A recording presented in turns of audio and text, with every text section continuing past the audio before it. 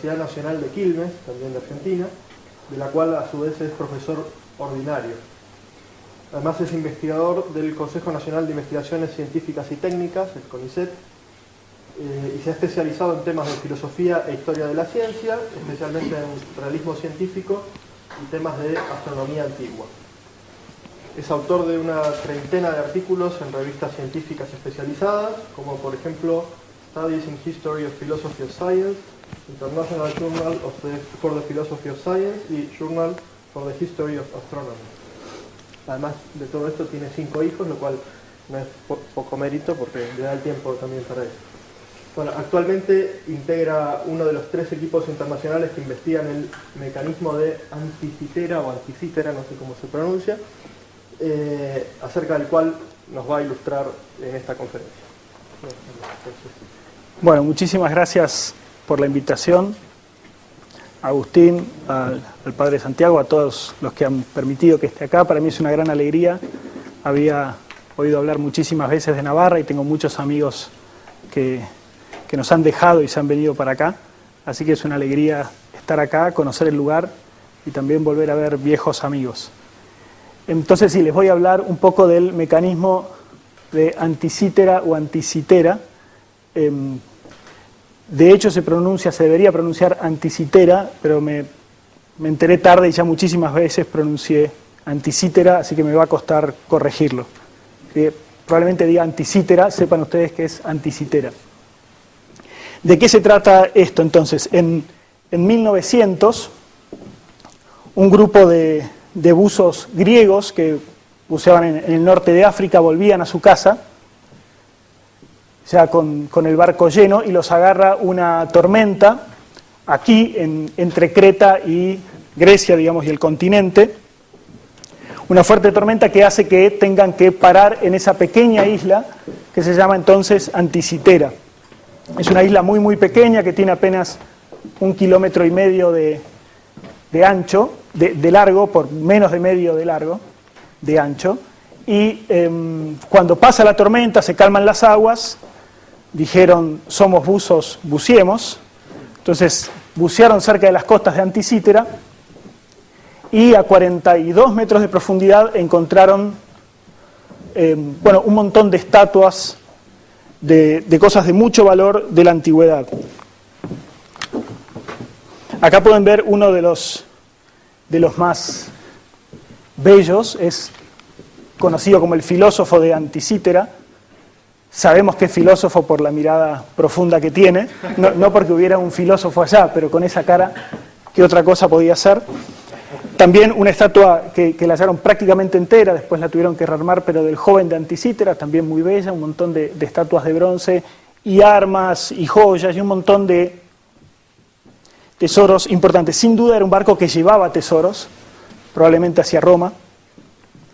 Nadie lleva estatuas en los barcos porque sabe que corre el riesgo de hundirse, si no es porque se las está robando o trasladando. Pero lo que nos convoca es esto, un montón de fragmentos de lo que parecía ser un instrumento de navegación. Estos fragmentos son los 3 más importantes, este y este, y para que se hagan una idea de los tamaños, el radio de este es de 6 centímetros, o sea, debe ser algo así más o menos, ¿sí? Les muestro los fragmentos, ahora están expuestos en el Museo Nacional Arqueológico de Atenas. Esos son, de nuevo, los 3 más importantes, y ahora se los muestro con un poco más de detalle. El frente del más importante, pueden ver claramente un gran engranaje. Ahí se ven ya algunos dientes. El material es de bronce, ahí hay otro engranaje y ahí se ve otro. Ahí hay varios engranajes, ya era bastante asombroso porque engranajes de ese tipo, digamos, de esa precisión, nosotros creíamos que aparecían recién al final de la Edad Media. Este es el mismo fragmento del otro lado, donde también se ven algunos engranajes y tal vez algunas letras en griego, después van a aparecer más claras, pero algunos engranajes. Este es el segundo fragmento del lado de adelante, el mismo fragmento del lado de atrás, donde sí pueden ver, intuir al menos algunas inscripciones que están invertidas, ¿sí? Creo que una sigma ahí se ve clara, ¿se ve? Una tau, bueno, está lleno de inscripciones. Y este es el tercer fragmento que tiene 2 escalas, aparentemente concéntricas, y también varias inscripciones en griego.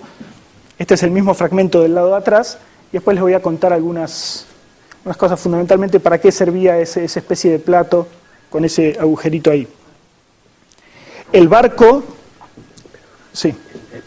Para que te oigan aquí, saca la petaca de esta, tiene que tener aquí... Prender. Ahí está. Es otra cosa. El barco fue datado, pudieron hacer un carbono 14 de... Ahora tengo que adaptar la voz. Pudieron hacer un carbono 14 de restos de madera del barco, y data del 150 más o menos antes de Cristo. Y el naufragio por los utensilios de uso cotidiano que encontraron, monedas y platitos y cosas que no duraban mucho, pudieron datarlo de entre el 80 y el 50 antes de Cristo. Lo cual es consistente con lo del barco, porque podrían haber cortado el árbol con el que hicieron el barco muchísimo antes, o el barco podía tener muchos años.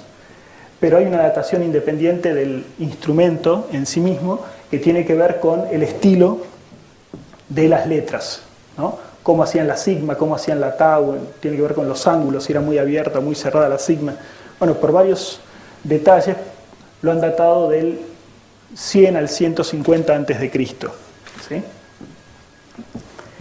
El primero que trabajó en serio el instrumento es Derek de Sola Price en los años de los 50 a los 70.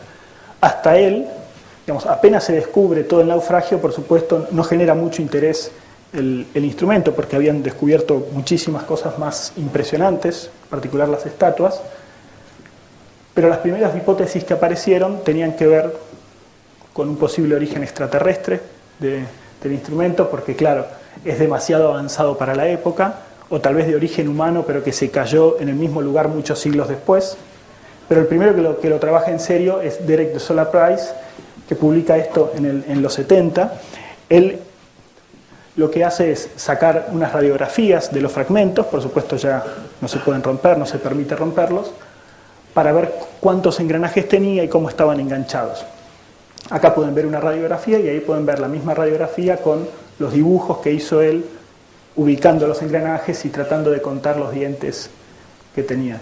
Un dato curioso es que como él trabajaba con otro griego, como ellos suponían la cantidad de dientes que convenía que tuviera cada uno de los engranajes, porque eso les daba ciertos valores que ellos pretendían por su conocimiento de astronomía antigua.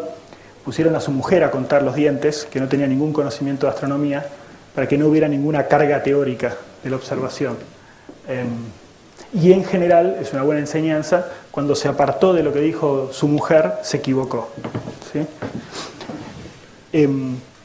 ¿Por qué es importante contar los dientes? Porque eso nos da el periodo de rotación de cada uno de los engranajes, ¿no? Esto es un ejemplo muy sencillo. Si este engranaje tiene 40 dientes y está moviendo a este que tiene 20, por cada vuelta del primero, el segundo dará 2 vueltas, ¿no? Y en sentido contrario. Y por cada vuelta de este segundo, el tercero que tiene 10 dientes dará entonces 2 vueltas por el segundo y 4 vueltas por el primero.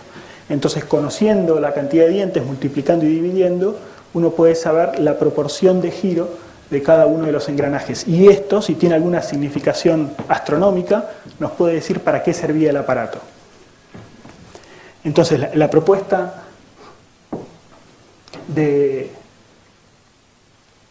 Sola Price es la siguiente. No voy a entrar en detalles, pero este es como el mapa que él arma con los engranajes. Cada uno de estos segmentos es un engranaje y ahí pone la cantidad de dientes que él creía que tenían y cómo estaban conectados. Solo un pedacito para que se vea de qué se trata, ¿no? Este engranaje de 64 dientes estaba conectado con este de 38, movía a este de 38, este estaba unido a uno de 48, o sea, giraban pegados, que movía a uno que tenía 24, que estaba unido a uno que tenía 127 dientes, que movía a uno de 32.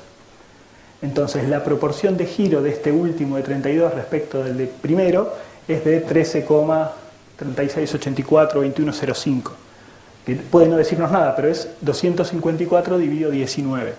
Y los historiadores de la astronomía saben que para los antiguos, y de hecho es así, la Luna da 254 vueltas por cada 19 vueltas del Sol en el zodíaco. Es decir, hay 254 meses lunares en 19 años. Por lo cual es muy probable que si este primer engranaje estaba conectado a una aguja que mostraba la posición del Sol en el cielo, en el zodíaco, toda esta cadena de engranajes hacía que pudiera haber también una aguja de la Luna señalando lo mismo. Y esto es consistente con lo que podemos ver en este pedazo del fragmento C. Nosotros veíamos acá dos escalas concéntricas. Acá la interior, acá dice Gelai, que en griego quiere decir Libra, el nombre para el signo del zodíaco. Acá tenemos una marca grande y acá hay otra, y entre esas dos hay 30. Y acá algo se puede leer y un poco más para hacer también. Prácticamente no caben dudas de que este era un anillo que tenía los 12 signos del zodíaco. Entonces era muy probable que hubiera una aguja acá mostrando la posición del Sol en el zodíaco y una aguja también de la Luna. Y la de arriba se puede leer aquí Pajón y ahí Paini, que son dos nombres de meses egipcios, del calendario egipcio, que los griegos lo utilizaban porque era muy cómodo, porque no tenía años bisiestos, no tenía cosas raras. Todos los meses tenían 30 días y después había 5 días al final, pagómenos, que eran de fiesta, que no pertenecían a ningún mes. Entonces, para contar días era muy cómodo, ¿no? Contar días en largos periodos. Entonces, probablemente hubiera una aguja señalando la posición del Sol y una aguja señalando la posición de la Luna. También se descubrieron, se pueden ver a simple vista, ahí se ve una alfa, ¿logran verla? Ahí está ampliada. Ahí también una beta, una gamma y una delta y una epsilon. Ahí los ayudo un poco a verlas. Delta y la epsilon, que también está ahí. Sabemos para qué significaban estas letras porque en algunas inscripciones tenemos la clave para interpretarlo. En la antigüedad existían en Grecia parapegmas o parapegmata, que eran calendarios lunisolares, calendarios estelares, que nos decían qué estrella se ponía y qué estrella salía en distintas épocas del año, permitía ubicarse en el año y también permitía, se lo vinculaba con determinados fenómenos atmosféricos como tormentas, pestes, vientos. Entonces cuando salía tal estrella había que prepararse. Entonces, en general eran tablillas con agujeritos para poner un palito señalando el día y las inscripciones de lo que sucedería. Acá lo que vemos es que cada una de estas letras refiere a un texto donde dice alfa, tal estrella se está poniendo, beta, tal estrella está saliendo, gamma, sucede tal cosa. Entonces la aguja del Sol, el puntero del Sol, a medida que pasaba, iba señalando las letras, ¿sí? Esto es hasta ahora todo descubrimiento de Solar Price. El segundo protagonista de esta historia es Michael Wright. Michael Wright era curador de un museo, del Museo de Ciencias de Londres, y también se obsesionó un poco con el mecanismo. Una vez que leyó la obra, la que mostré hace un rato, de Solar Price, según él descubrió un montón de errores y cosas que no podían cerrar. Entonces se asoció con un académico australiano y consiguió permiso para trabajar con los mismos fragmentos en el museo durante varios inviernos. Tuvo como 6 inviernos sacando tomografías, ahora ya no radiografías, tomografías son mucho más precisas, y él mismo tiene una habilidad manual impresionante, hizo un tomógrafo para poder sacarle tomografías a los fragmentos. ¿Cuáles son sus propuestas? Él desde los años 90 hasta ahora sigue trabajando en el mecanismo y tiene 2 grandes contribuciones. Una es pensar que el mecanismo debe ser entendido como un planetario. Es decir, hasta ahora lo que nosotros sabíamos era que había alguna aguja mostrando la posición del Sol, que también mostraría la posición del día, o sea, el día del año, y una aguja para la Luna. Pero él, por conocimiento de mecanismos posteriores, muy posteriores, del Renacimiento en adelante, supuso que debía interpretarse como un planetario, es decir, que tendría que haber una aguja para cada uno de los planetas. Entonces, si bien no se conserva el fragmento donde deberían estar los mecanismos para los planetas, después hemos descubierto que sí están mencionados en las inscripciones, así que es muy probable que de hecho hubiera algún mecanismo para los planetas. Él diseñó con engranajes, basándose en la astronomía de la época, mecanismos que podían dar cuenta entonces del movimiento de los planetas. Les muestro, por supuesto, él también construyó con sus propias manos un modelo de lo que él cree que era el mecanismo, y lo hizo con herramientas que estaban disponibles en la época de los griegos, para mostrar que los griegos podían hacer algo así. Entonces tallaba los engranajes a mano, calculaba los ángulos también con un compás muy elemental, y dice que un mecanismo como este llevaría más o menos 1000 horas de trabajo a un griego tan habilidoso como él, digamos. Y este es no una animación, sino una filmación de su mecanismo. Entonces ahí ven las distintas agujas. Acá hay una que está yendo hacia atrás. Ahora va a volver a ir hacia atrás porque los planetas cada tanto retrogradan, ¿no? O sea, van avanzando en el zodíaco y se van hacia atrás. Ahora va a empezar de nuevo, ahí se ve claramente la aguja que está yendo hacia atrás y después retoma la dirección habitual. Entonces habría una aguja para cada uno de los planetas. La segunda gran contribución de Michael Wright tiene que ver con darse cuenta para qué servía este platito que está detrás de ese fragmento donde están las escalas, ¿no? Es la parte de atrás de ese fragmento.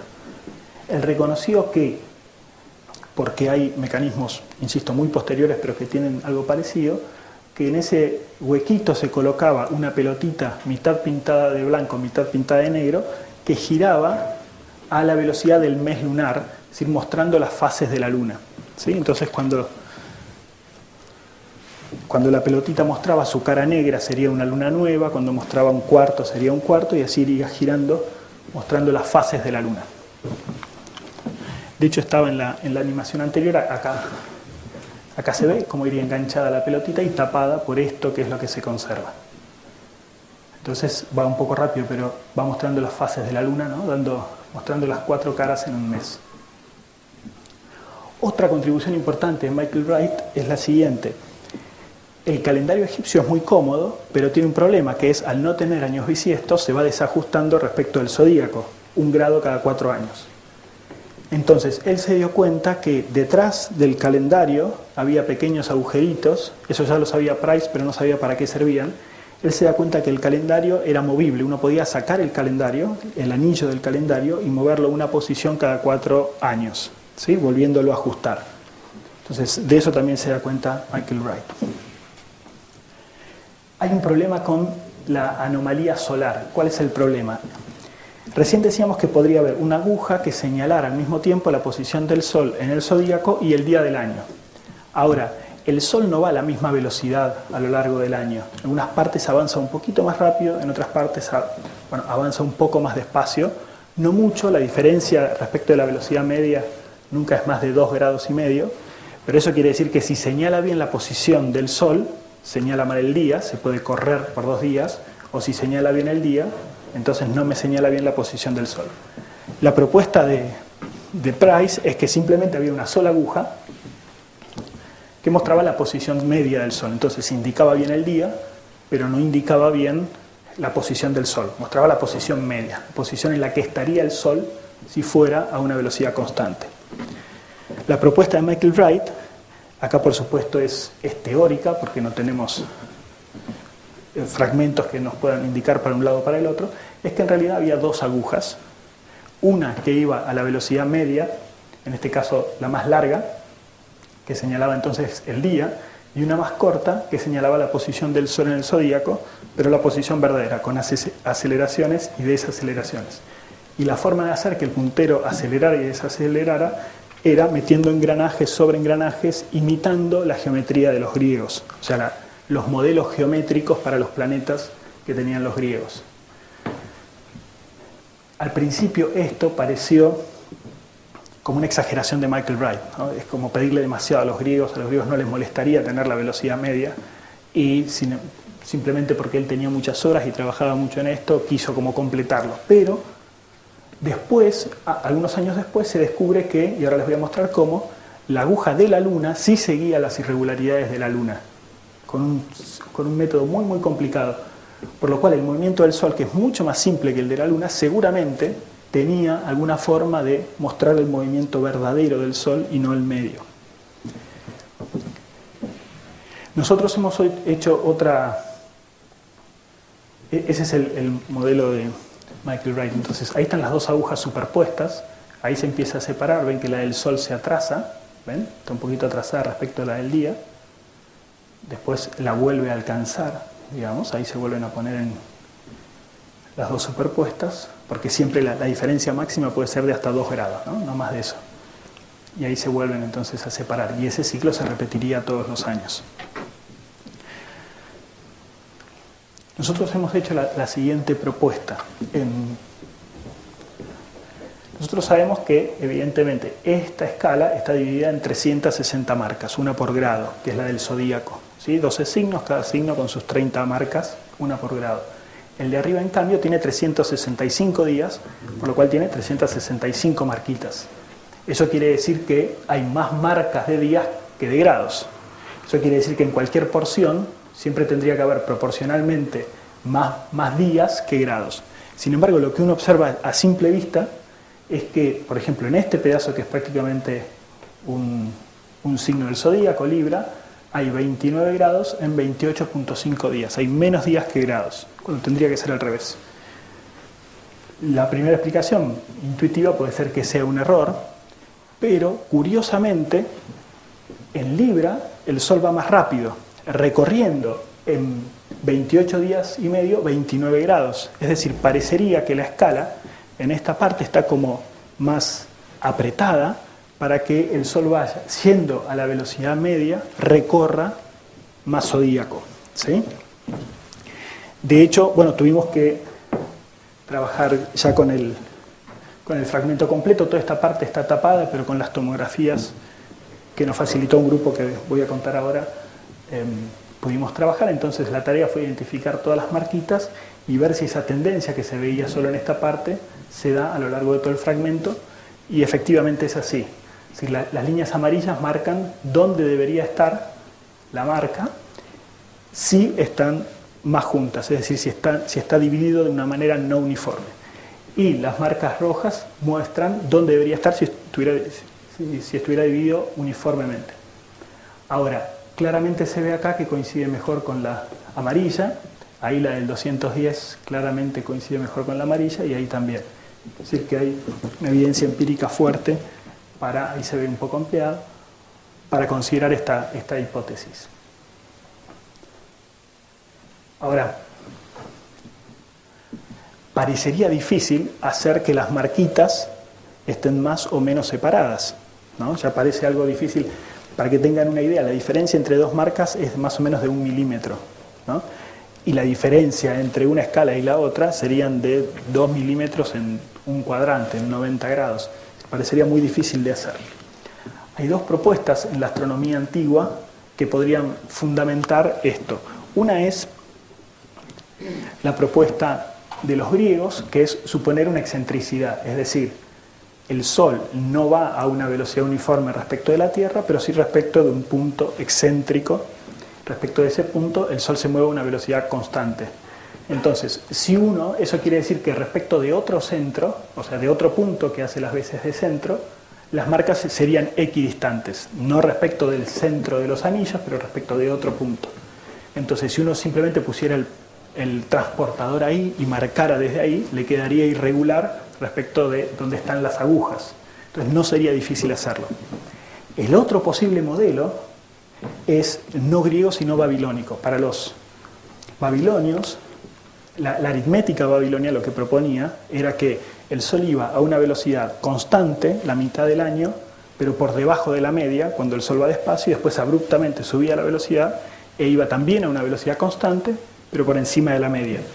Entonces, ¿qué implicaría eso en la escala, cada uno de los modelos? Bueno, este implicaría que nunca dos marcas seguidas son equidistantes, siempre hay un poquito más o un poquito menos.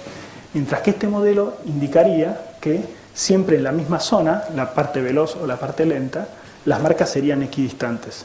La diferencia es mínima, ¿no? Entre estos dos modelos, la diferencia, por ejemplo, es siempre menor al grosor de la marca, no la distancia entre dos marquitas, sino el grosor de la marca. Pero es acumulativo, entonces en prácticamente un cuadrante, que es lo que conservamos, se tendría que poder percibir. La verdad que en eso estamos trabajando ahora, parecería ser babilónico, pero todavía no pudimos cerrar todos los cálculos. Parecería que el modelo entonces que inspiró esto no era el de los griegos, sino el babilonio. El otro grupo que trabajó muchísimo en el mecanismo y que realmente ha hecho que este mecanismo ahora empiece a ser bastante más conocido es el que dirige Tony Fries y Mike Edmunds. Tony Fries en realidad es un productor de documentales científicos. Mike Edmunds es un astrónomo, estaba buscando un tema para un tesista, dio con la obra de Solar Price porque Michael Wright no publicaba nada. En general no publica porque, bueno, no es un académico, sino que es más bien un mecánico, entonces hace sus modelos, pero no publica. Entonces da con la obra de Solar Price y le dice a su amigo, hagamos un documental sobre esto porque es impresionante, pero no consiguen dinero, financiación, porque claro, desde los 70 no había ninguna novedad, estamos en el año 2000, ¿no? Entonces busca financiamiento, no consigue, pero cada vez de nuevo, es como un hechizo que genera, ¿no? Se obsesiona más con el mecanismo y dice, bueno, esto lo voy a resolver yo, vamos a ver bien cómo funcionaba esto. Tiene un impresionante poder de persuasión, logró armar un grupo internacional, logró conseguir muchísimos recursos y desde el 2000 hasta ahora están trabajando en el mecanismo e hicieron importantísimos descubrimientos. Aplicaron dos nuevas tecnologías. En primer lugar, convencieron a una empresa que hace tomógrafos para analizar las turbinas de los aviones, que hagan un tomógrafo especial para analizar los fragmentos. Claro, los fragmentos no son fáciles de analizar con tomografías porque son de bronce, entonces tiene que ser un tomógrafo muy poderoso y muy preciso al mismo tiempo. Logró convencer a esta empresa, hizo el tomógrafo, lo llevaron al museo porque los fragmentos no salen, e hicieron tomografías de los fragmentos y después metieron todo en un software y ahora por supuesto los tienen en 3 dimensiones y pueden acercarse, alejarse, verlos desde cualquier ángulo.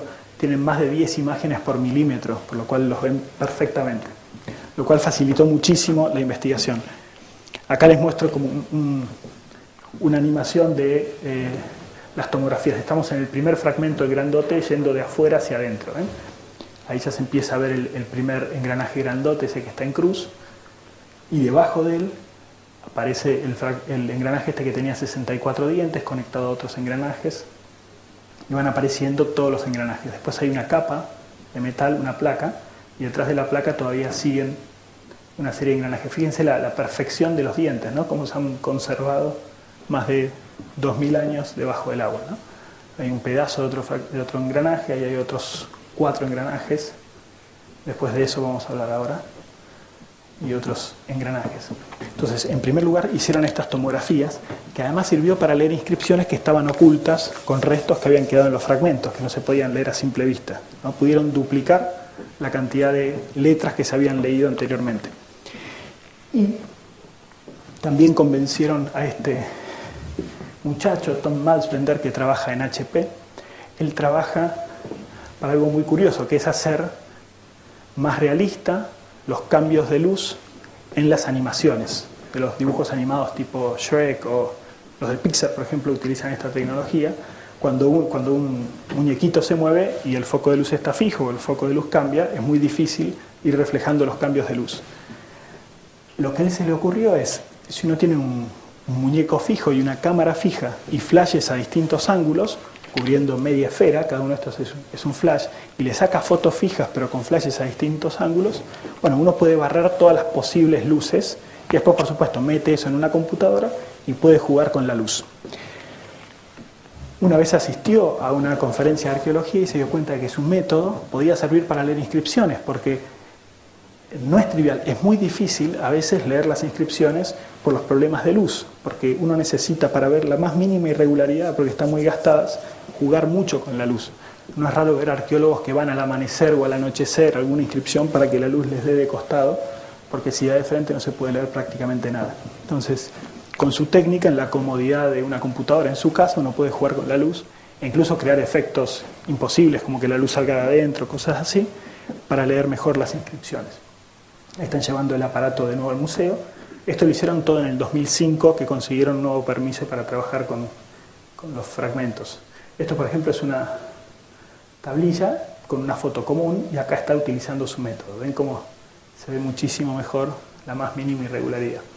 Y por supuesto, lo más interesante, este es el mismo fragmento que veíamos hace un rato, y ven que se puede leer muchísimo mejor, ¿cierto? Incluso uno puede ver, tal vez se vea desde ahí que hay una pequeña, tenue línea marcando el final de las marquitas. Ahí, ¿no? Y por ahí arriba también se ve. Entonces seguramente el que hizo estos anillos puso ese círculo para no pasarse cuando hacía las marquitas, ¿no? Y le quede prolijito. Bueno, hasta esos detalles se pueden ver con esta tecnología. Ahora les muestro un poquito cómo se usa, ¿no? Uno va moviendo entonces con el mouse y puede ver los distintos focos de luz, ¿no? Entonces va moviendo para ver una letra, a veces tiene que poner de un lado o de otro, o puede hacer este efecto que es un poco irreal pero es muy útil para ver entonces cualquier tipo de irregularidad. Entonces esta y la otra tecnología permitió leer muchísimo mejor lo que había escrito en los fragmentos y, sobre todo la otra, conocer el interior, los engranajes y cuántos dientes tenía cada uno. La propuesta de ellos entonces es la siguiente. El aparato era más o menos del tamaño de una caja de zapatos o de un diccionario grande, con dos tapas, una delante y una atrás, en una caja de madera que protegía una serie de relojes que mostraba. En la parte de adelante está lo que ya sabíamos, ahí está la capita de la luna, una flecha para la luna, otro puntero para el sol, mostrando su posición en el zodíaco, y ellos descubren para qué servía la parte posterior del mecanismo. Ahí está entonces lo mismo que había hecho Price, el planito con los engranajes. Y ellos descubren algo muy importante en la Luna. ¿Se acuerdan que les comenté que hay un dispositivo por el cual la aguja de la Luna no va a la velocidad constante, sino que va siguiendo las irregularidades que tiene la Luna en su movimiento real? Entonces, ¿cómo funciona esto? Nosotros conocemos este camino, que es el que hicimos hace un rato, ¿no? 24, 127, 32, y este nos daba el 13, algo, que era el periodo de la Luna. Price pensó que de ahí salía el puntero de la Luna. Ellos descubren que en realidad ese engranaje de 32 está conectado por un eje interno con ese de 50, que mueve a ese engranaje de 50 dientes, que mueve al de abajo, ahora les voy a explicar cómo, y ese mueve al otro y sube. En principio lo primero que ven es que está todo este sistema de 50, 50, 50 y 50, 4 engranajes de 50 dientes. En principio no sirve para nada porque tienen la misma cantidad de dientes, no cambia el periodo. Lo que ellos descubren es que este engranaje K1 tiene un pequeño pin, un perno, que encaja en una ranura que tiene el de abajo, que lo va moviendo así, ¿sí? Si los dos estuvieran en el mismo eje, es como si estuvieran pegados. Pero de hecho el engranaje de abajo está un poquito corrido respecto del de arriba, tiene otro centro, es excéntrico. Entonces cuando mueve al de abajo, lo mueve con el mismo periodo, pero haciendo aceleraciones y desaceleraciones. Y eso va generando un movimiento irregular que refleja, de hecho, el movimiento irregular de la Luna. Entonces este movimiento irregular, lo rojo muestra que ya el movimiento es irregular, lo transmite a este de 50, sube por un eje interno al otro de 32, sube a este de 32 y de ahí sube a la Luna. Entonces el puntero de la Luna, de hecho, aceleraba y desaceleraba. Todo esto a su vez estaba montado sobre otro engranaje grandote de 223 dientes que tenía el periodo de rotación que es como de 9 años, ¿no? Entonces eso generaba, ahora cuando uno ve esto dice, si el Sol, que es mucho más simple, seguro había para el Sol algún método para mostrar su anomalía. Estamos, recuerden, en el siglo I, II después de Cristo, ¿no? Entonces así funcionaría. Este es el camino que ya conocemos, 64, 38, 48, 24, 127, 32, y este iría para arriba en Price, pero ellos descubren que mueve a este de 50. El de 50 tiene ahí el perno, que engancha en uno de abajo, el de abajo ya tiene el movimiento irregular porque no tiene el mismo centro, se lo transmite a ese de 50, sube por adentro a este de 32, mueve a ese de 32 y ahí se va a la Luna. Entonces, si el director me acompaña con la cámara, y lo vemos desde abajo, ven ahora el trabajo que hace el perno en la ranura y el movimiento entonces de oscilación que genera. La Luna está yendo a una velocidad media y la cruz ven que se adelanta y se atrasa por ese movimiento. Lo genial de esto es que refleja además la astronomía parcialmente, hay algunos problemas, pero refleja la astronomía que tenían los griegos. ¿Sí? La idea es que está representando mecánicamente lo que los griegos proponían geométricamente. ¿Qué descubren en la parte de atrás del mecanismo? Había dos grandes diales, dos grandes relojes en forma de espiral. Este tiene 5 vueltas y este tiene 4 vueltas. Y aquí había un puntero, uno de los dos se conserva y ahora se los voy a mostrar, que enganchaba en el espiral, tenía forma de canaleta, como los viejos tocadiscos, la púa de los tocadiscos que iba girando. Entonces iba mostrando si uno se encontraba en la primera, segunda, tercera, cuarta o quinta vuelta. El de arriba es un calendario lunisolar que consta de 19 años, 235 meses. Si uno pretende un calendario que se ajuste al Sol y a la Luna, bueno, no lo logra en un año, ¿no? Nosotros hemos renunciado a la Luna, nuestros meses no van con la Luna, pero conservamos lo del año, ¿no? Y metemos los del Sol, metemos años bisiestos, agregamos días para seguir coincidiendo con el Sol, pero hemos abandonado la Luna. Si uno quisiera, ¿qué quiere decir conservar la Luna? Quiere decir que a principio de mes, por ejemplo, haya luna nueva, ¿sí? o cuarto creciente, lo que sea, que la mitad del mes, o sea, que el mes vaya con la Luna. Para eso necesita un ciclo más amplio, cada 19 años se vuelve a repetir. Entonces estaba este calendario que tenía 235 celdas, cada una representando un mes. Y en la parte de abajo había un predictor de eclipses. O sea, nosotros sabemos, que ellos sabían, que los eclipses se repiten cada 223 meses. Es decir, que si un eclipse sucede hoy, 223 meses lunares después, sucederá un eclipse muy parecido. Si era total, será total, de Sol o de Luna, tendrá las mismas características. Entonces, el de abajo servía para predecir eclipses. Daba 4 vueltas cada 223 meses, la mayoría de las celdas están vacías, las celdas representan un mes. Entonces, en los meses en que no pasa nada, está vacía. En los meses en los que sucedería un eclipse, había ciertas inscripciones que nos indicaban que habría un eclipse y qué características tendría. En particular, una eta si era un eclipse solar, Helios, o una sigma de Selene si es un eclipse lunar, y decía también incluso la hora a la que sucedería el eclipse. Si sucedería de noche o de día, por ejemplo, este signo muy parecido a New York, ¿vieron? La N y la Y, de hecho es Nuptos, o sea, es un signo para noche en griego, y hay una omega con una rho de hora, entonces dice hora y después un número que señala la hora a la que sucedería.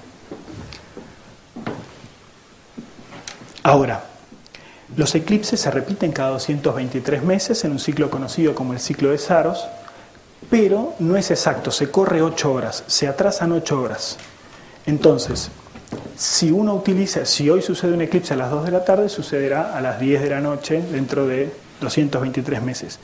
Para corregir ese tremendo problema, había un pequeño relojito subsidiario que daba una vuelta cada 54 años y nos indicaba en cuál de los 3 periodos nos encontrábamos. Si estábamos en el primero, no teníamos que agregarle nada. Si estábamos en el segundo, teníamos que sumarle 8 horas a la hora que indica la escala grande, si no 16, y si no de nuevo nada, porque son 24 horas y se vuelve a acomodar. Hay toda una discusión muy interesante respecto de si acá hay o no hay un símbolo, porque sería un 0, ¿no? Entonces los griegos tendrían un 0 incluso antes que los árabes. Michael Wright dice que sí, que de hecho hay un signo ahí. Tony Frisch y su equipo dicen que no, en las tomografías no aparece. Bueno, la discusión está todavía, pero sería apasionante encontrar algo ahí. El calendario lunisolar que yo les comentaba se repite entonces cada 19 años. Tiene 235 meses, algunos meses tienen 29 días y algunos meses tienen 30 días. El problema es que el mes lunar tarda 29,53 días. Entonces, por supuesto yo no puedo hacer que un mes dure 29 días y 29,53 días, 29 días y medio y unos minutos, porque entonces habría un cambio de mes a las 2:15 de la tarde o cosas así. Entonces, lo natural es tener meses de 29 días y meses de 30 días, alternándolos, y así tendría 29,5 y el 0,03 lo corrijo teniendo 2 de 30 cada tanto, ¿no? 2 seguidos de 30. Y y la cantidad de meses que entran en un año son 12,37. Tampoco puedo hacer que un año termine en la mitad de un mes, ¿no? Incluso en la mitad y a las 2:15 de la tarde. Entonces había años que tenían 12 meses y había años que tenían 13 meses. En general, en el calendario, uno suponía que todos los meses tenían 30 días. Y si uno tenía 29, en realidad lo que había que hacer era omitir un día cada 65 días. Entonces podía caer cualquier día. Era un calendario muy complicado. Tan complicado, se conocía ese calendario por escritos, pero tan complicado que siempre se pensó que era una invención de los astrónomos, pero que de hecho ninguna ciudad lo había aplicado, porque era muy complicado. El hecho de que esté presente en el mecanismo nos muestra que no, que de hecho algunas ciudades lo aplicaban. Acá está el puntero en las tomografías y una reconstrucción de cómo engancharía entonces en la espiral. Y la información que tenemos en cada una de las celdas es, bueno, cuando empieza un año lo indica, y los nombres de los meses, ¿sí? Esa información es fundamental porque cada ciudad griega tenía su propio calendario con sus propios nombres. Entonces, conocer los nombres de los meses del aparato nos permite saber para dónde estaba pensado el aparato, dónde podría servir el aparato, ¿no? No es tan sencillo porque en realidad conocemos bien los meses del calendario de Atenas, pero de las otras ciudades algunos meses, y a veces ciudades vecinas tenían los mismos nombres pero en distinto orden. Entonces realmente no es tan fácil, pero parece, por los nombres que hay, parece indicar que era de Corinto o de alguna de sus colonias, ¿no? Dentro de las colonias de Corinto está Siracusa, y en Siracusa vivió Arquímedes, que sería un espectacular candidato para ser el que hizo el aparato. ¿Por qué él? ¿Qué evidencia tenemos? Bueno, están más o menos en la época. El aparato es del 100 al 150 a.C., pero esta datación puede tener un margen de error de 100 años, así que se podría ir hasta el 250 a.C. o incluso hasta el nacimiento de Cristo. Sabemos que no el nacimiento de Cristo porque el barco se hundió antes, pero podría irse hacia atrás. Vivió en Siracusa, era alguien que podría haberlo hecho. Sabemos que escribió una obra, que no la conservamos, pero tenemos el título por algunas citas, sobre cómo hacer instrumentos que muestren la posición de los planetas, del Sol y de la Luna. Y tenemos un texto de la República de Cicerón, donde cuenta que cuando los romanos tomaron Siracusa, el único tesoro que se llevó el general romano era un aparato que había hecho Arquímedes, ¿sí? Y dice de ese aparato: se mostraban el movimiento del Sol y de la Luna y de las 5 estrellas que son llamadas errantes, los planetas. Poseía más de lo que puede mostrarse en un único globo sólido. Y el invento de Arquímedes mereció especial admiración porque él encontró una forma de representar con precisión, mediante un único dispositivo para mover el globo, aquellos movimientos variados y divergentes con sus velocidades. Y cuando Gallo movió el globo, de hecho fue verdad que la Luna dio tantas revoluciones debajo del Sol sobre el aparato de bronce como correspondía al número de días pasados, de tal manera que el mismo eclipse de Sol que aparecía en el globo sucedería en la realidad, ¿no? Es una descripción bastante cercana del mecanismo. ¿Es Arquímedes el que hizo este mecanismo en particular? Bueno, no lo sabemos, nos encantaría, porque tener algo hecho por las manos de Arquímedes sería espectacular. Tal vez una hipótesis un poco menos pretenciosa es que Arquímedes inició la tradición. Tal vez este es un modelo, no es el primero. Es evidente que este no es el primer mecanismo que uno hace, por la complejidad que tiene, el mecanismo ese para generar lo de la Luna, el que tenga 30 y pico de engranajes. Algunos engranajes tienen 223 dientes, que es dificilísimo lograr algo así. Probablemente no sea el primero, es como pensar que el iPhone es el primer celular que hemos hecho, móvil que hemos hecho. Sin duda supone toda una tradición detrás. Pero bueno, tal vez la tradición la empezó el mismo Arquímedes. ¿Cuándo está escrito esto? Esto es del siglo Cicerón, el siglo I, ¿no? Antes. Sabemos que Arquímedes sabemos, incluso en el mismo texto de Cicerón, que corté un poco, que Arquímedes hizo al menos 2, ¿sí? Y no es raro porque Arquímedes, como no estaba en Alejandría, que era el centro del mundo académico, cuando escribía una obra siempre mandaba copias a Alejandría. Entonces no es raro que si hacía este tipo de aparatos también mandara copias a distintos lugares para que se...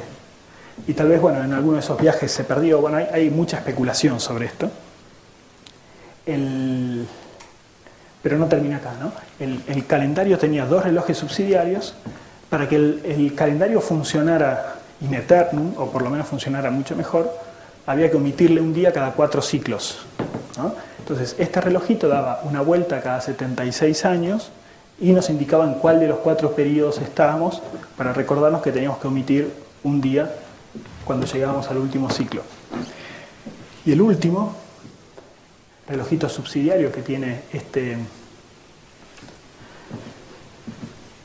daba una vuelta cada 4 años, está dividido en 4 partes, cada una dice año primero, segundo, tercero y cuarto, y por fuera están, acá dice, pueden leer claramente Olimpia, decía los juegos panhelénicos que se jugarían ese año, ¿no?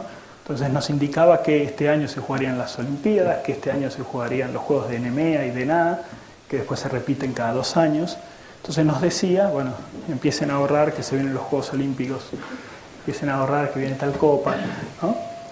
Que además de simpático y una especie de lujo, una aplicación innecesaria en el iPhone, nos muestra una convivencia, una relación entre ciencia y sociedad en aquella época muy muy fuerte, porque que un mismo aparato se preocupe por mostrarnos la posición de la Luna con todas sus irregularidades, que es como un lujo astronómico, y al mismo tiempo algo tan popular como los juegos, bueno, nos muestra una relación muy muy profunda que había entre los dos. En resumen, ¿no? En un único dispositivo portátil, porque no es mucho más grande que los primeros móviles que aparecieron, ¿se acuerdan esos? ¿No? Uno tiene la posición exacta del Sol en el zodíaco, la posición exacta de la Luna en el zodíaco, probablemente también la de los planetas, los meses y las horas en las que se producía un eclipse, cómo corregir la hora que decía por 8, 16 horas o nada, un calendario lunisolar indicando cuándo los años tenían 13 meses, cuándo 12, cuándo un mes tenía 29 días, cuándo tenía 30, cuándo había que omitir un día cada 76 años, indicaba también finalmente los juegos panhelénicos que habría, ¿no? En un único dispositivo uno tenía todo eso. Por eso sin duda se podría tratar de un iPad de la antigüedad.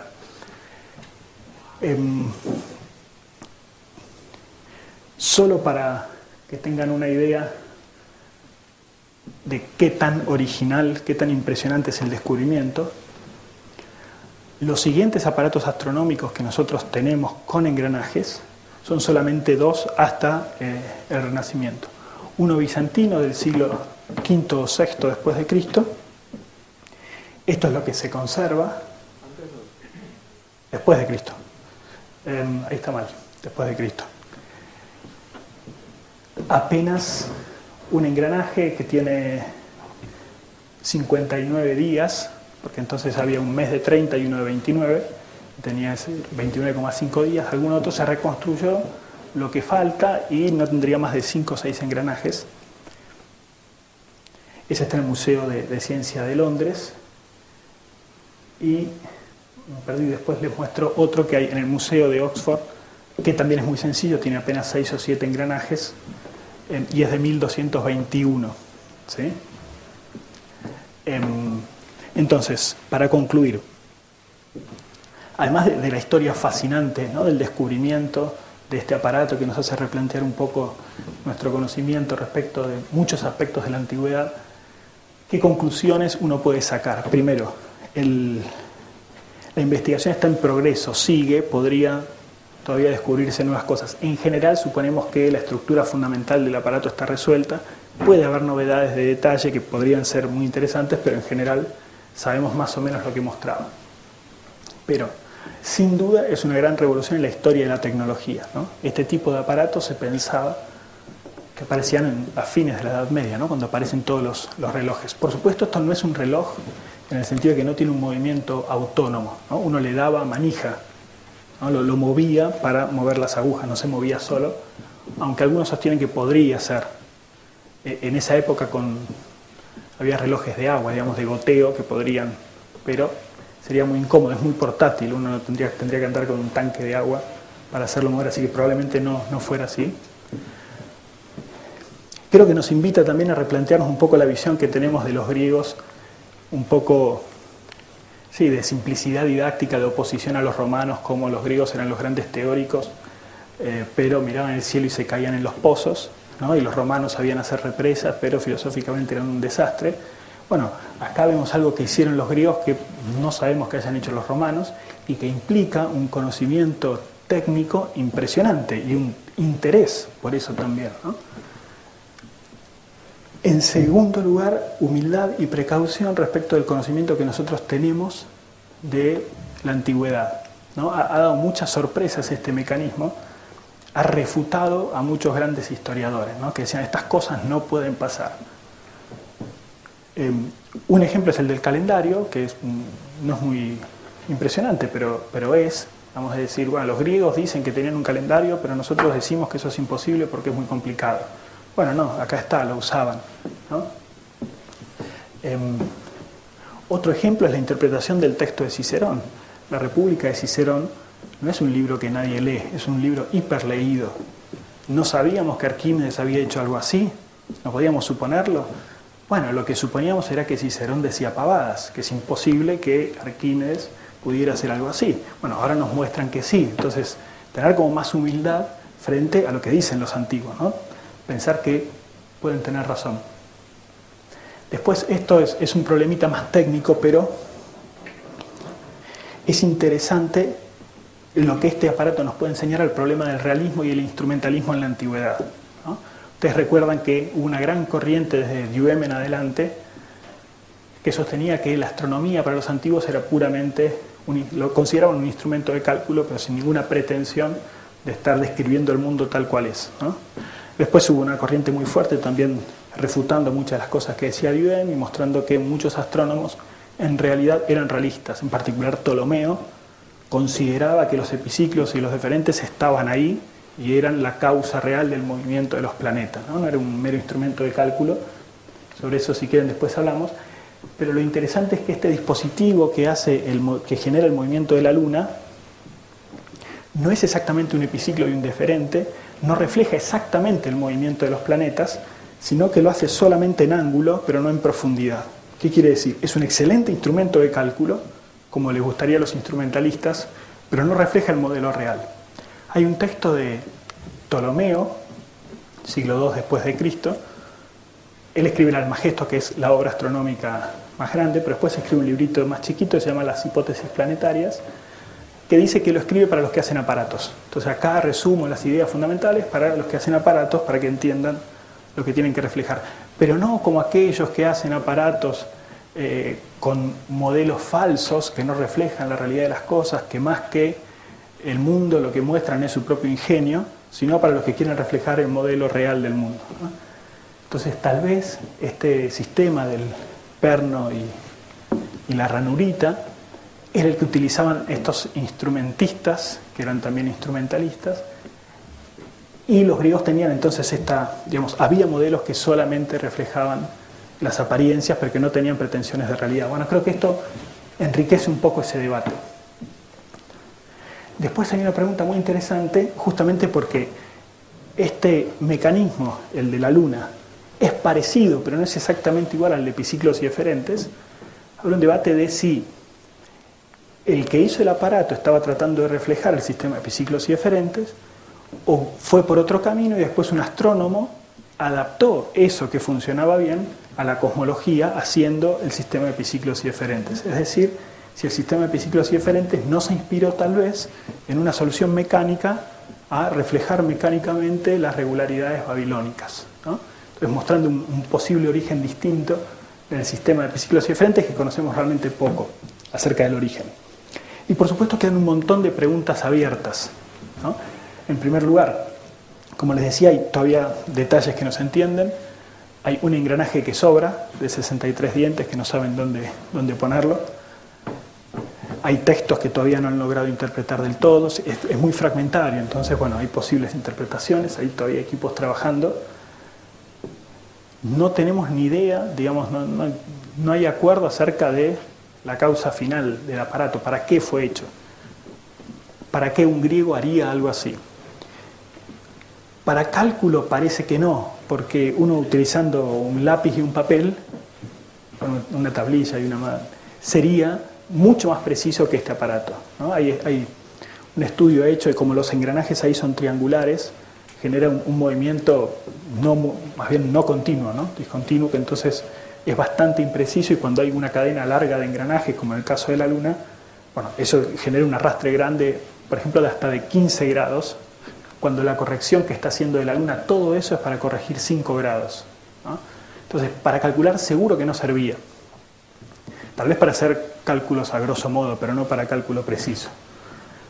Un buen candidato son los astrólogos, que no querían estudiar astronomía, pero la necesitaban, ¿no? Porque entonces con un aparato de esto vos le decías qué día habías nacido, le daba manija y veía dónde estaba el Sol y la Luna y podía hacer predicciones. Pero si es de la época que suponemos, es todavía un poco anticipado, ¿no? La astrología en Grecia, en Babilonia ya estaba, pero en Grecia todavía no se había difundido. Podría ser una finalidad didáctica, me parece que mi intuición es que iría por ahí, digamos, para enseñar astronomía sí es muy útil. Podría ser simplemente un lujo o el deseo de los griegos de mostrar que podían meter todo el universo en una caja, realmente no sabemos, entonces es una de las preguntas abiertas muy interesante. ¿Por qué tenemos uno solo? ¿Por qué es el único que ha sobrevivido? Por lo menos que hasta ahora hemos encontrado. Sin duda no es el primero que uno hace, como les decía, las complejidades que tiene muestran claramente que no es el primero. Arquímedes es del siglo II, 3 a.C., Ptolomeo es del segundo después de Cristo, tenemos 4 siglos que sabemos que hacían este tipo de aparatos. ¿Dónde están? Una posible explicación es el reciclaje, ¿no? El bronce era caro y era muy valioso en época de guerras porque tenían que convertirse en espadas o lanzas, entonces este tipo de lujos iban, ¿no? Ahí a convertirse al fuego, a convertirse en espadas. Este, como quedó en el fondo del mar, tal vez se salvó. ¿Cómo lo fabricaron? ¿Cómo lo diseñaron? La verdad que es tremendamente difícil fabricarlo. Bueno, Michael Wright probó que es posible. Digamos que uno con paciencia y habilidad puede hacer uno con instrumentos.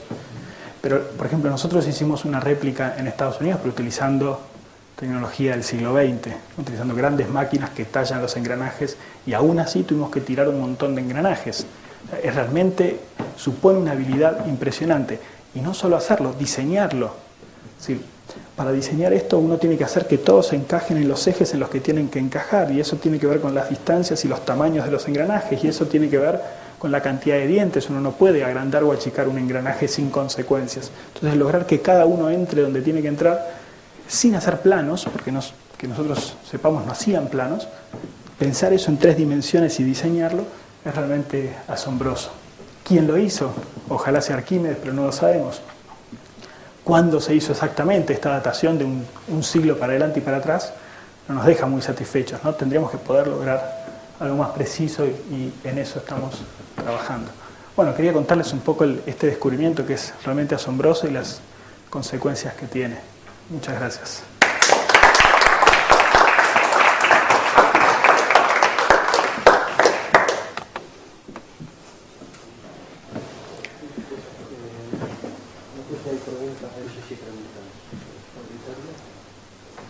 Bueno, a mí me gustaría... Me ha encantado la charla, pero lo que me venía a la cabeza es la matemática de los griegos. Y en el fondo, detrás de esto lo que hay es a pensar que con la aritmética y con las fracciones, porque no tenemos todavía los números reales, podemos entender el universo. Claro, hasta cierto punto, porque es inevitable que vayan apareciendo esos errores. Imagino que ellos tenían pues un nivel de predicción adecuado, ¿no? Pero en fin, pues uno podría seguir viendo cómo al final eso no acaba de reflejar todo. Entonces era como una reflexión quizá en voz alta, decir, bueno, en el fondo quizá les faltaba, o sea, ¿por qué los griegos no descubren el cálculo infinitesimal? Es mi pregunta. Bueno, porque viendo efectivamente que cada vez tenían que hacer cosas más complejas y que había esas anomalías de la Luna y del Sol, porque en el fondo sabemos que con fracciones yo no puedo escribir el universo. Existe la recta real, o sea, los números reales son distintos, ¿no? También el problema de la raíz de 2. Sí. Porque, bueno, no sé. Bueno, la respuesta que me animo es... No, eran. Es que de hecho lo descubrieron. Hay un libro, tal vez lo conozcas, en 1900 también, en un palimpsesto, ¿vieron esos libros que uno borra y vuelve a escribir? para ahorrar ovejas. En un librito de oraciones del siglo X, en 1900 descubrieron que había una obra perdida del mismísimo Arquímedes que se llama El Método, ¿no? Esa obra es una carta que escribe Arquímedes a Eratóstenes, la manda a Alejandría y cuenta cuál es su método para calcular, en general para resolver problemas geométricos, ¿no? Y lo que él dice para descubrir, no para justificar, y tiene clarísima la distinción, ¿no? Dice, esto te sirve para descubrirlos, pero después hay que justificarlos geométricamente. ¿Cómo lo descubro? Bueno, los descubro haciendo un típico planteo geométrico de ángulos rectos y figuras, encerrando, por ejemplo, si quiero calcular el área de una parábola, encerrándola en un círculo, en un triángulo mayor, que es fácil calcular el área. Y después dice él, me imagino que este triángulo con la parábola están en equilibrio. O sea, los peso, me imagino que están en una balanza y que están en equilibrio. Porque la distancia del, no sé cómo se llama, el fulcrum en castellano, el punto donde la balanza hace eje a una figura es proporcional a esta, y entonces si tienen la misma densidad, él no lo dice pero es evidente, si tienen la misma densidad entonces las superficies tienen que ser iguales. Entonces él aplica la mecánica para resolver eso. Haciendo eso, de alguna manera está haciendo cálculos infinitesimales, porque él cuando lo plantea dice, bueno, esta línea está en equilibrio con esta. Y a medida que vas corriendo la línea, sigue en equilibrio con esto, ¿no? Es una obra apasionante que recién también ahora se está como redescubriendo. Se perdió el palimpsesto en la Segunda Guerra y bueno, se apareció en una subasta en New York hace unos años y lo compraron por $2 millones. Y ahora están reeditándolo. Y es fascinante porque creo que eso va a mostrar que los griegos, Arquímedes en particular, hay que ver cuánto se supo de esa obra. Sin duda en el Renacimiento no se conoció, pero de alguna manera al menos había puenteado, por decirlo así, el cálculo infinitesimal, pero con total conciencia de que lo que estaba haciendo era hacer cálculos infinitos, ¿no? Sí.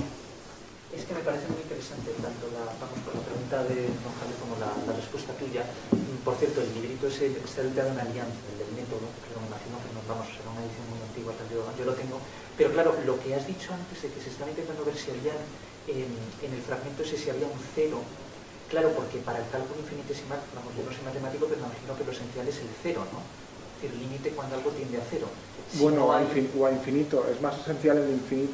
Bueno, Claro. Bueno, pero de algún modo es como ese concepto del límite. Del límite, sí. Límite que puede ser como nada o como totalidad infinita, etcétera. Primero, si no tienes ni siquiera el sistema numérico que lo refleje, incluso filosóficamente lleva problemas, ¿no? Porque para los griegos lo infinito, pues lo perfecto es lo limitado, etcétera, pero la esfera tal. Entonces digo que a lo mejor había, por eso que me ha parecido interesantísimo lo que has dicho de que tal vez había un cero. Que puede haber un cero porque revolucionaría la historia que se Nosotros nuestro cero, ¿cuándo lo tenemos? El de los árabes es medieval, ¿bien? Siglo X, ¿no? Sí. Que yo sepa, ¿eh? Pero viene de los mi historia termina ahí. ya la matemática india. Pero sí, la objeción es por qué aparece ahí, no en tantos otros lugares donde debería aparecer, digamos. Tenemos pocas esperanzas de que haya un cero. Pero bueno, el aparato nos asombra, podría, ¿no? Perdón, y que en ese sentido Arquímedes, claro, cuando da la fórmula, pues no sé, la esfera, 4/3 y tal, es decir, en el fondo eso es hacer cálculo en el sentido de que está dando con la fórmula correcta, pero claro, de un modo muy intuitivo, ¿no? Claro, pero el punto del método es que parecería que la intuición de Arquímedes era bastante consciente de que lo que estaba haciendo era sumar infinitos fragmentos, infinitas liñitas de distinta altura en ese caso, ¿no? Es decir, que de alguna manera tenía en la cabeza claramente el problema y cómo puentearlo, digamos, porque al pesarlos, él veía que pesar una línea y mostrar que está en equilibrio es lo mismo que decir que todos los dos pedazos están en equilibrio, ¿no? Y entonces, de alguna manera, resolvía el problema del cálculo infinitesimal. Sí, esa obra es de 1900, así que hay varias ediciones, ahora están tratando de leerlo mejor y bueno, leyeron alguna parte que no se había podido leer, pero no hay gran novedad respecto de lo que han encontrado ahí en el método de Arquímedes. Pero igual, no sé si sería tan necesario el cálculo infinitesimal para la astronomía de los griegos, ¿no? Es decir, para dar cuenta del movimiento del Sol, la Luna y los planetas. Tal vez la dificultad, el corset más grande era la elipse, ¿no? Pensar en movimientos circulares. Pero también es cierto que con epiciclos y eferentes uno puede dar cuenta de prácticamente cualquier movimiento, o sea, cualquier órbita, por más irregular que sea, si uno está dispuesto a agregar todos los epiciclos que sean necesarios, ¿no? Y en general los griegos, por ejemplo, Ptolomeo agarró una peste a toda la familia y desapareció la tecnología, ¿no? No habría libros, no era masivo. Sabemos que hay como 5 siglos de estos aparatos, así que tampoco era uno solo el que lo hacía, a menos que viviera 5 siglos, lo cual es poco probable. Así que la verdad es que no sabemos por qué se perdió. También dicen, esto no lo he estudiado, pero que cuando aparece la tecnología al final de la Edad Media de los relojes, es como si explotara, es decir, como si en pocos años en todo el mundo hubiera relojes muy complicados, ¿no? Como si hubiera estado latente o de alguna manera ya se conocía. Entonces tal vez esto podría explicar, ya teníamos esa tecnología y en algún lugar quedó. ¿Sí? Sí. ¿Esto es una cuestión solo de cálculos o se presupone que también debería haber algún instrumento de observación o instrumentos auxiliares de los que no se tiene noticia o que no se han encontrado, pero que hubieran sido necesarios o vinculados a este descubrimiento? Está bien. Para este aparato no es necesario mayores observaciones que las que ya conocían. ¿Sí? De hecho, a simple vista no es necesario, no tenía que venir con un complemento de observación. De hecho, no sirve este bizantino y los otros sí sirven para observar, ¿no? Uno para ubicar el sol. Este es simplemente de cálculo que lo puedes hacer encerrado en tu casa sin mirar el cielo, ¿no? Tal vez para setearlo tendrías que irte, pero no es necesario. ¿Podrían tener instrumentos de observación que no conozcamos? Sí, es posible. No tenemos indicios porque Ptolomeo, cuando es muy detallista describiendo los instrumentos que él utiliza para sus observaciones, y que nosotros sepamos, bueno, por supuesto el telescopio, que sería el instrumento, no lo tenían, ¿no? Claramente, al menos que sepamos. Sí tenían instrumentos más o menos precisos para medir ángulos, ¿no? Respecto del horizonte y el ojo, pero no instrumentos de observación.